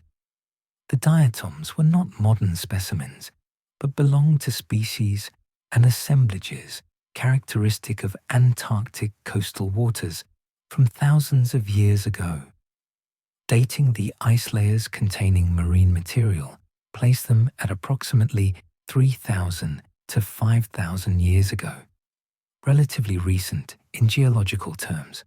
During that period, Antarctica's ice sheets were already well established, covering the continent with ice thousands of meters thick. The drill sites where marine material appeared sat more than 500 kilometers from the nearest coastline, separated from the ocean by mountain ranges and unbroken expanses of ice. For ocean water to reach these locations, it would need to travel inland over or through the ice sheet itself, a physical impossibility under normal conditions. Researchers considered whether the marine material might have been transported by wind. Strong storms can carry salt spray and even microscopic organisms considerable distances inland. However, wind-transported material shows characteristic patterns of sorting and weathering. The heaviest particles drop out first, leaving only the finest dust at great distances from the source. The marine layers in Antarctic ice contain sediment of varying sizes, including particles far too heavy for wind to carry hundreds of kilometers. The material appeared as coherent layers rather than scattered deposits, suggesting deposition by water rather than air. Another possibility involved the ice sheet itself. If portions of the ice had collapsed or shifted, previously coastal areas might have moved inland, carrying marine sediments with them. Ice flow modeling showed that glaciers do move and reshape themselves over millennia. However, such movements occur gradually, mixing and deforming the ice as it flows. The marine layers appeared as distinct bands, undisturbed and clearly defined, inconsistent with ice that had traveled great distances while undergoing continuous deformation. The theory that drew the most attention, despite its seeming impossibility, proposed that a massive tsunami had surged across the ice sheet. If a wave large enough and powerful enough struck the Antarctic coast, it might ride up and over the ice, traveling inland before eventually dissipating. Tsunami generated by undersea earthquakes or massive ice shelf collapses can achieve enormous heights and travel vast distances. Modeling such an event required wave heights measured in hundreds of meters and energy levels far exceeding historical tsunamis. Even the largest recorded waves, those generated by asteroid impacts or volcanic collapses, struggle to explain the distribution and depth of marine material found in the ice cores. Geological surveys searched for evidence of events capable of generating such waves. Undersea landslides, volcanic eruptions, and ice shelf collapses all leave traces in sediment layers and ice core chemistry. No such evidence appeared in the time frame when the marine material was deposited. The Antarctic coastline showed no signs of catastrophic disturbance during the relevant period. The marine layers existed without any corresponding event to explain their inland presence. Some researchers suggested that sea levels might have been dramatically higher than currently believed, bringing the ocean closer to the drill sites. However, sea level reconstructions from multiple sources worldwide show no period in the past 5,000 years when Antarctic coasts extended significantly inland. The ice sheet has been relatively stable in size and extent throughout that time, maintained by cold temperatures that prevent major melting. The marine layers remain in ice cores, evidence of water reaching places it should never have traveled, preserved by forces geology has yet to explain. In northeastern Siberia, researchers drilling permafrost encountered layers that carbon dating said were 40,000 years old, while isotope analysis suggested 12,000 years and sediment layers indicated 80,000 years. The contradictions emerged during multiple expeditions to the Lena River Delta and surrounding regions, areas where permafrost extends hundreds of meters deep and preserves records of climate and geological change stretching back through the Pleistocene. Teams from Russian and international institutions had been extracting cores to study how permafrost formed and evolved over time. Standard practice involves dating samples using multiple independent methods to ensure accuracy. When all methods agree, confidence in the results is high. When they disagree, researchers investigate to find the source of error. In the Siberian cores, no error could be found. Carbon-14 dating, which measures the decay of radioactive carbon in organic material, consistently returned ages around 40,000 years for plant fragments and other organic matter within certain layers. The method is well established, calibrated against tree rings and other independently dated samples. Contamination protocols were rigorous, eliminating modern carbon that might skew results. The measurements were repeated at multiple laboratories using different samples from the same depth. All returned similar ages.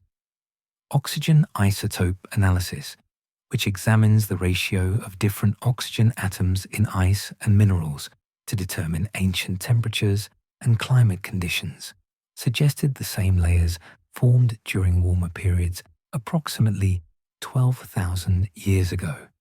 The isotope signatures matched patterns known from that time frame, when Earth was emerging from the last glacial maximum and temperatures were rising rapidly. The isotope ratios are set when water freezes or minerals crystallize, recording atmospheric and environmental conditions at that moment. They should not change over time, making them reliable indicators of when material formed. Sediment analysis, which examines grain size, mineral composition, and layering patterns to reconstruct depositional environments, indicated the permafrost formed during colder, more arid conditions consistent with an age around 80,000 years. The particle sizes and mineral types suggested wind-blown deposits from exposed continental shelves during low sea level periods. Such conditions existed during glacial peaks when ice sheets locked up enormous volumes of water, dropping ocean levels and exposing land that is now underwater. The sedimentology was clear and matched expected patterns for that era. 3 different dating methods, each based on independent physical principles, returned 3 different ages for the same material. The discrepancy was not small enough to attribute to measurement uncertainty. The methods disagreed by tens of thousands of years, placing the permafrost in different climate periods with distinct characteristics. Researchers examined every possible source of error. Equipment was recalibrated. Samples were recollected from the same depths. Independent teams analyzed material without knowing what others had found. The contradictions persisted. One explanation proposed that the permafrost had been contaminated by material from different time periods mixing together. Permafrost can shift and deform under pressure, potentially blending layers that formed at different times. However, the core samples showed clear, undisturbed layering. Microscopic examination revealed no signs of mixing or intrusion. Each layer appeared intact, suggesting it had remained in place since formation. Another theory suggested that one or more dating methods might be affected by unusual environmental conditions in ways not previously recognized. Perhaps extreme cold alters radioactive decay rates, or unique mineral compositions affect isotope ratios, or sediment characteristics are misleading. Laboratory experiments designed to test these possibilities found no evidence supporting them. The methods work as expected under Siberian conditions. The possibility that permafrost preserves time differently than other materials was considered, though no physical mechanism could explain such an effect. Time, as measured by radioactive decay and chemical processes, should progress uniformly regardless of whether material is frozen or not. Yet the contradictory dates suggest something about the permafrost environment interferes with standard chronological measurements in ways science has not identified. The permafrost layers remain frozen in contradiction, their age shifting with each measurement method, as if time itself froze differently in different ways, preserved in patterns chronology cannot explain.